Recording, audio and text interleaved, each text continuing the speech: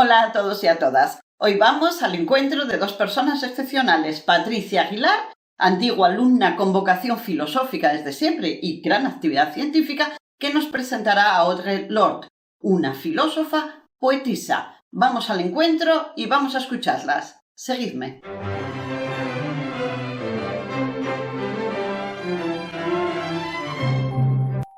He venido hoy como negra, lesbiana, madre, guerrera, poeta. ¿Y este inicio, Patricia? Pues es porque estamos ante una persona que, como ella dice y reivindica, es ante todo negra, mujer, madre y enferma, porque ella es superviviente de cáncer e invidente. O sea que la idea de diferencia está en su propia persona. Sí, ella reivindica la idea de interseccionalidad, que es un poco, promotora del pensamiento contemporáneo, del feminismo contemporáneo, que tiene la interseccionalidad muy presente. Sí, la interseccionalidad la vimos en la autora anterior, en Angela Davis, hablando de, no se puede hablar de mujer en general, sino mujer negra, pero la vimos ya en las marxistas, ¿eh? Hay que hablar de trabajadoras, por lo tanto ella es defensora totalmente de interseccionalidad y de diferencia. Efectivamente, para ella la diferencia es potencia, la diferencia es supervivencia. A través de la diferencia nosotros creamos nuestra propia persona y nos definimos. A las mujeres se nos ha enseñado a hacer caso omiso de nuestras diferencias o a verlas como motivo de segregación y desconfianza, en lugar de como potencialidades para el cambio. Pero yo veo que la idea de diferencia, más bien la idea de interseccionalidad, no solamente está en su persona, en su identidad, está también en su forma de expresarse. Claro. Audre, ante todo, es poeta. Ella, su pensamiento lo desarrolla principalmente a través de la poesía, y no es hasta una edad más avanzada cuando empieza a escribir prosa. Ella reivindica que la poesía es lo que da forma a las ideas. Las ideas es algo que está latente y que empieza a existir en el poema. La poesía es el instrumento mediante el que nombramos lo que no tiene nombre para convertirlo en objeto del pensamiento. Y para ella la poesía no es simplemente literatura, o sea, es una poesía política, es una poesía activista, es una poesía muy revolucionaria, es una poesía con mucho contenido. Y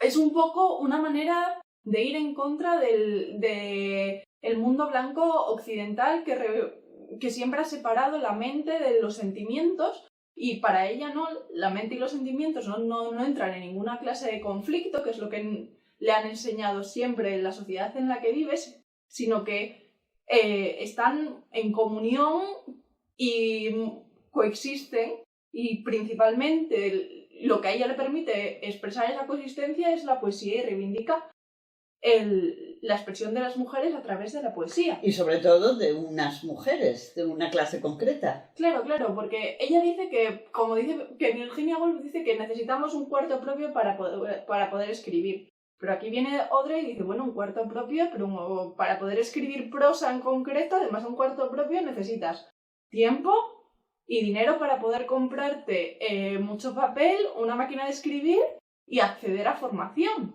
Y en general, esa clase de personas son las personas pues blancas y de clase acomodada. La poesía es la forma de expresión de los pobres. ¿Sí? La poesía es la más económica de todas las manifestaciones artísticas. Es la más oculta, la que requiere menor trabajo físico y menos materiales, y la que puede realizarse entre turnos de trabajo, en un rincón de la cocina del hospital o en el metro, utilizando cualquier trozo de papel. La relación entre literatura y filosofía y la crítica a la expresión lógica, argumentativa, académica, la hemos visto en muchas autoras. De hecho, es un tema que tenemos que tratar en estos vídeos, esa proximidad entre filosofía y literatura que tanto han cultivado las mujeres. Sin embargo, por lo que te oigo en Audre, es más, porque es la fuerza de la revolucionaria y la expresión de un tipo de personas que no accederían a la formulación académica. ¿Qué te iba a decir? ¿Cómo llegó a esto? Pues llegó a esto por su pasado un poco, porque, bueno, sus padres son inmigrantes afrocaribeños y ella nació ya en Nueva York, pero siempre decía que su madre no sabía expresarse muy bien en inglés y que como un poco como consecuencia ella le costó un poco aprender a hablar. Entonces ella se expresaba y pensaba en poesía. Y de hecho le parecía que era lo normal. Cuando se enteró de que el resto del mundo no pensaba en poesía, a ella le sorprendió mucho. Y tuvo una infancia y una adolescencia bastante desahogada, pudo ir a la universidad, se graduó, se casó, tuvo 2 hijos, pero hubo un punto de su vida, un punto de inflexión, diría yo, allá por 1968, ella nació en el 34, en el que fue a Mississippi a dar unos cursos a Tuvalu, y allí conoció a mucha gente y se vio inmersa en una comunidad con muchas ideas y decidió en ese momento que ella tenía que pasar a la acción, dejar el silencio y pasar a la acción, empezar a expresar todo lo que ella tenía y ahí también como potenció su identidad queer. Entonces, a partir de empezó una relación con una mujer, una compañera de Tuvalu, publicó su primer libro, fundó la primera editorial en Estados Unidos para mujeres racializadas,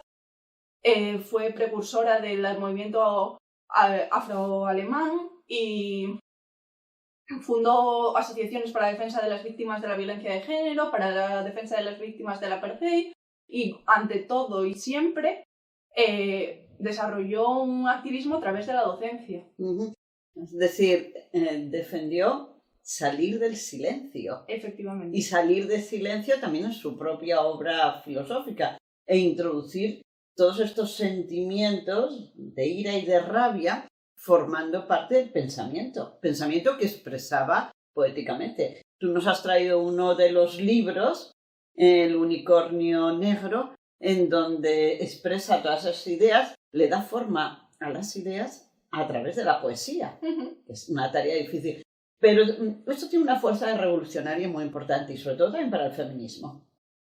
Sí, efectivamente. Más allá de todos sus libros de poesía, Audre también escribió prosa y una de sus obras principales es Hermana extranjera. Y en Hermana extranjera he recogido un ensayo a mí me gusta mucho, que se llama Las herramientas del amo nunca desmontarán la casa del amo.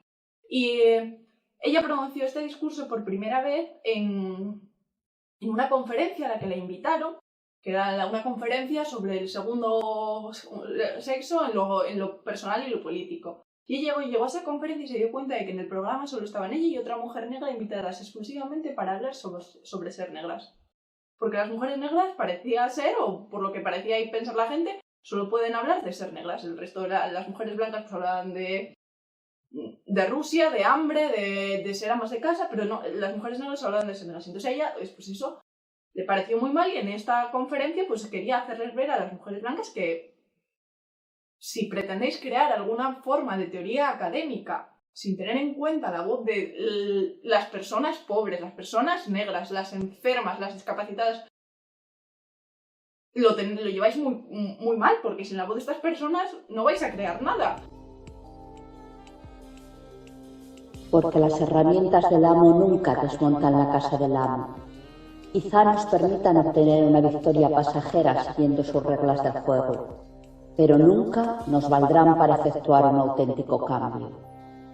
Y esto solo resulta amenazador para aquellas mujeres que siguen considerando que la casa del amo es su única fuente de apoyo. O sea, sin las diferencias, no va a haber ningún cambio, vais a seguir igual que estabais. O sea, ¿de verdad pensáis que el hecho de que mientras vosotras vais a la manifestación, las que se quedan en casa cuidando vuestro hogar y vuestros niños son personas negras? O sea, ¿de verdad pensáis que es algo a lo que no hay que prestar atención, que no hay que tener en cuenta?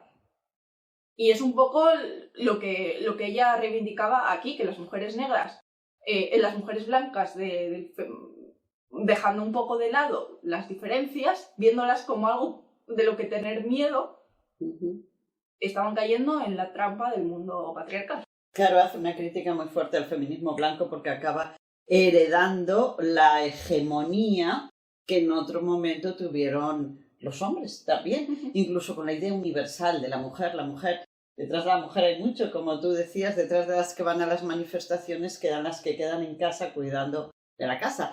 Detrás de las que tienen casa, o como veíamos a Betty Friedan, que quedaban las amas de casa, está ya diciendo, yo hablo en nombre de las que no tienen casa. Es una fuerza muy revolucionaria. De todas maneras, nos has dado ya una imagen para incitar a la lectura. Pero hay algún dato más de su vida con el que nos vamos a despedir. Pues, bueno, yo recalcaría la importancia que le da también a la ira.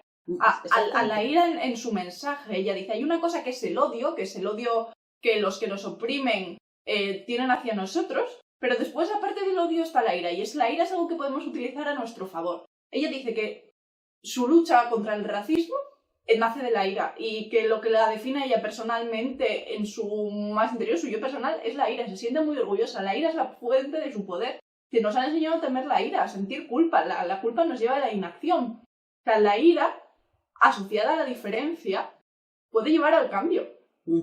Y un cambio que ella pide, por ejemplo, bueno, es no solo el cambio en el feminismo, también en el comportamiento de los hombres negros hacia las mujeres negras, que las siguen viendo, ella siente como una clase, como una amenaza, no como una compañera en la lucha hacia su propia liberación, porque al final el racismo, el machismo y la homofobia está todo enraizado en el mismo sistema. Son opresiones diferentes que residen en el mismo poder. Y ¿cómo expresó ella esa ira que es fuerza en su propio nombre? Pues ella decidió que cuando ya estaba llegando al final de su lucha contra el segundo cáncer, que iba a darse un nuevo nombre. Iba a darse un nuevo nombre, y este nuevo nombre era Gamba Adisa, la que al final se hizo escuchar. Pues muchas gracias. Al final salió del silencio y encontró herramientas para vencer en la casa del amo que no eran las herramientas del amo. Muchas gracias, Patricia. Y cuando sale el sol tememos que no se quede. Cuando el sol se pone tememos que no salga mañana. Cuando el estómago está lleno tememos la indigestión. Cuando el estómago está vacío tememos no volver a comer nunca. Cuando nos aman tememos que el amor se desvanezca. Cuando estamos solas tememos que el amor nunca vuelva.